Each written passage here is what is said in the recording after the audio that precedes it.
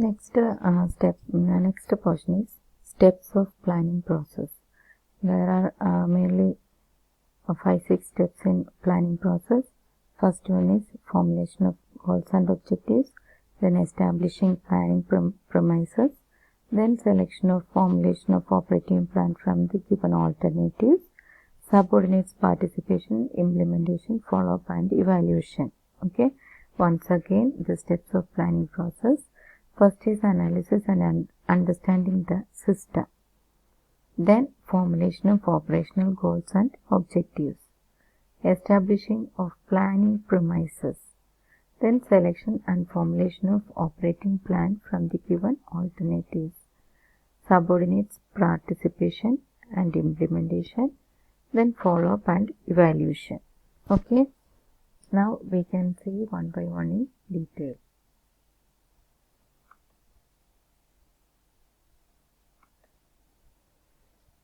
First is analyzing and understanding of the system and formulation of objectives. Here the administrators or managers should understand the system where he or she is working in and consisting their subordinates, environment and higher authorities. And they set the pattern of the proposed course of action and shape the structure of other subsidiary objectives in the organization.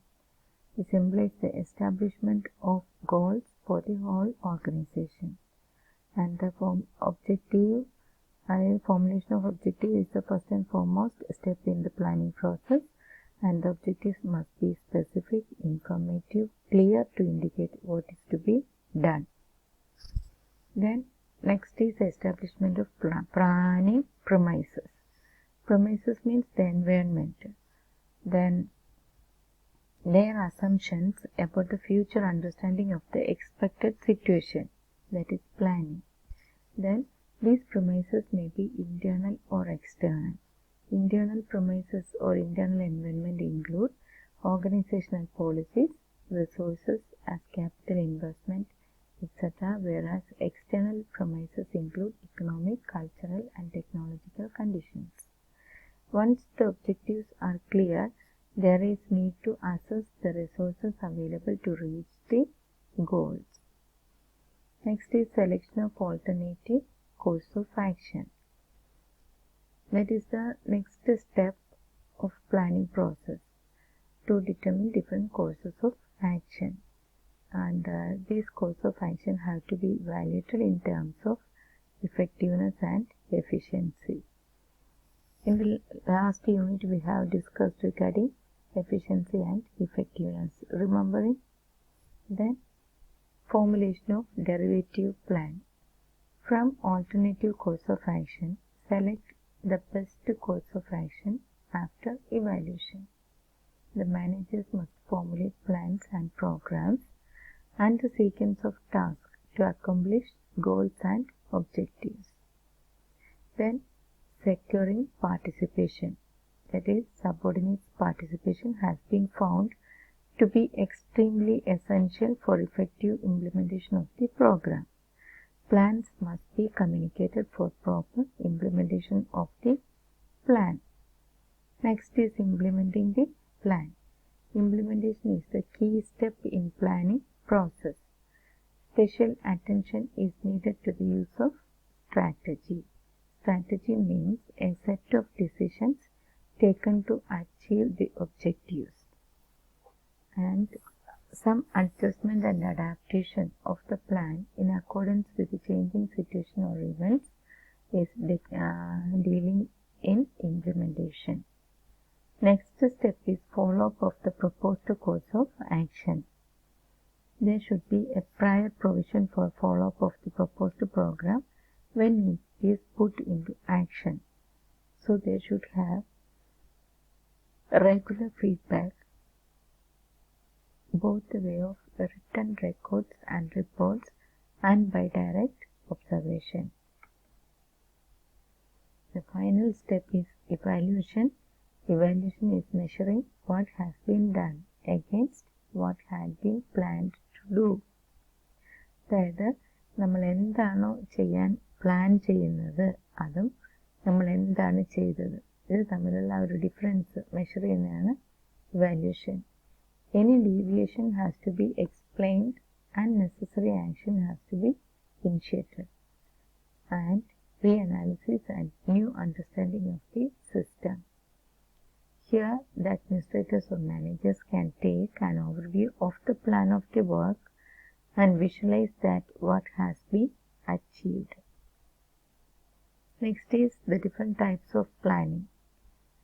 Planning, we know it must be done at several levels, and each plan has its own particular problems and configuration of the planners and methods. Planning may be classified in various categories. First one is long range, medium range and short range plans. And another classification is directional planning, administrative planning and operational planning.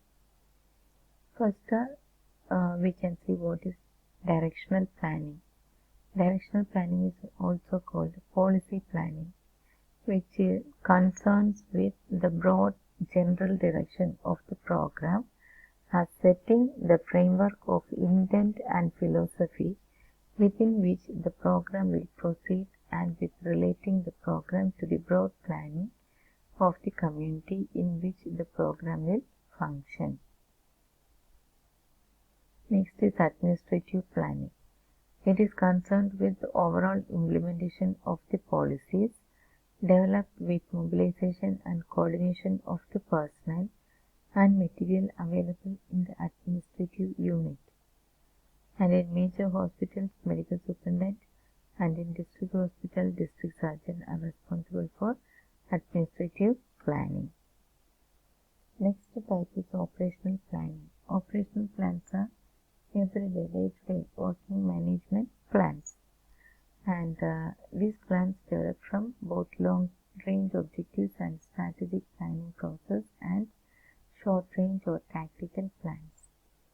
Operational planning is concerned with the actual delivery of the services to the community, and usually operational and short-range planning is undertaken by middle level or supervisory level personnel. This involves formulating objectives, activities to be delivered, quality standards, desired outcomes, staffing and resource requirements, implementation and evaluation. Next is strategic planning. Usually, strategic and long-range planning is undertaken by the top-level management, and it involves the following activities. First one is detailed analysis of strength, weakness, opportunities and threat of organization, both internal and external environment, that is SWOT analysis. Then developing philosophy and formulation of policies and objectives on the basis of analysis of the organization. Allocation of resources on the basis of priority. Then evaluation of activities to increase efficiency. Then providing proper direction to avoid duplication of services.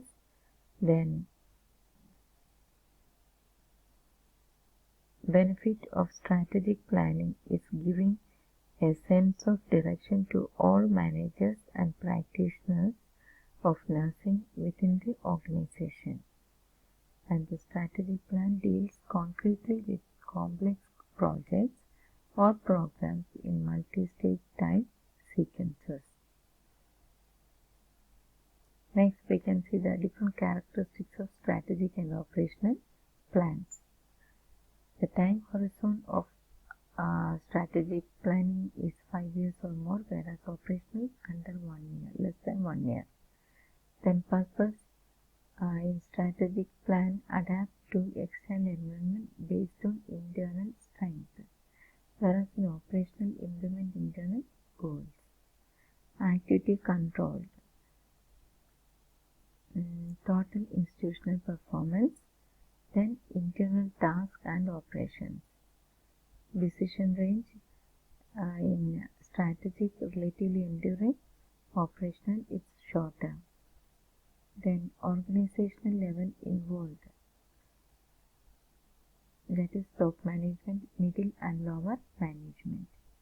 And basis for planning is primary judgmental, exact data and standards are used. Predictability, uncertain and highly certain in operational plan. Then anticipated accuracy within 25% and whereas in operational within 2 to 3%. Management functions involved are planning and forecasting dominance and in operational controls mainly. Then management control of outcomes. Slide contingency plans require almost a complete slide option plans used. Next is the difference between long range planning and short term planning. The time factor of long range planning is 5 years or more, whereas in short range planning up to 1 year.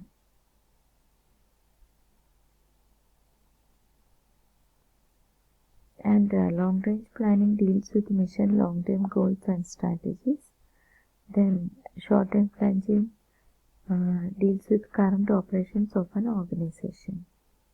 And the impact depends changes in the structure and resource allocation, and it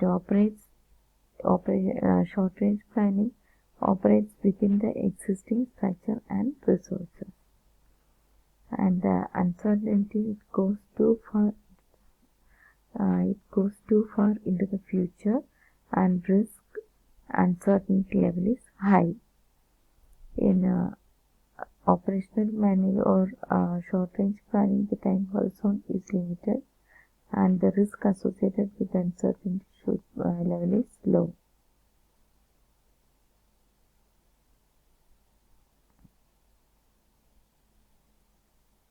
Then